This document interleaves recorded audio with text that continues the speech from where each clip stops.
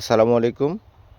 আপনাদেরকে আজকে বলে দিব যে আলুর জমি যখন গাছ মোটামুটি 50 দিন বয়স পার হয়ে যাবে, তারপরে আপনার গাছটা অনেকটাই বড় হয়ে যাবে। দেখতে পাচ্ছেন যে এইভাবে যে মেইন যে ডাঁড়া, যে ডাঁড়াতে আপনারা পানি খাওয়ান, এরকম যদি আপনার আমাদের দিকে শীত ডাঁড়া বলে, আপনার দিকে কি বলে সেটা হয়তো আপনি ভালো জানেন।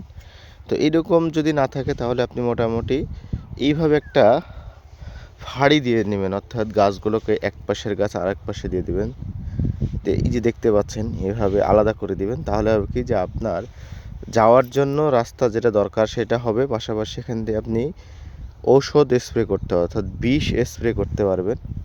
তাহলে বিষটা স্প্রে করার ক্ষেত্রে আপনার ভালো হবে। আপনি ড্রেন দিয়ে হেঁটে গিয়ে আপনার যে জায়গাটা দেখতে পাচ্ছেন মাঝখানে যে জায়গাটা, এই মাঝখানের জায়গাটায় আপনি দুই পাশ হাত বাড়িয়ে সুন্দরভাবে বিষ দেবেন, অর্থাৎ সমানভাবে বিষ আপনার জমিতে পড়বে। আপনাকে মানে প্রত্যেকটা লাইন লাইন হাঁটতে হবে না, এটা বিষ দেওয়ার একটা সহজ পদ্ধতি। আপনারা কে কীভাবে বিষ ছিটান সেটা আপনারাই ভালো জানেন, তবে আমি যেটা আমার কাছে মনে হলো যে না, আপনাদেরকে যদি এইটা পরামর্শ দেওয়া হয় আশা করি আপনাদের জন্য খুব ভালো হবে। তো আপনারা চেষ্টা করবেন যে এইভাবে, যারা কৃষক ভাই আছেন চেষ্টা করবেন যে এইভাবে সুন্দর করে গাছগুলোকে সরিয়ে দিয়ে দুই দিকে আলাদা করে দিয়ে আপনারা সুন্দরভাবে ড্রেন দিয়ে চলে যাবেন, দুই পাশে ধরবেন, খুব ভালো হবে। আবার অনেকে এই যে গাছের পাতা লাল হয়ে আছে এরকম সমস্যা মনে করছেন, এই সমস্যার জন্য আমারও কোনো সমস্যা নেই।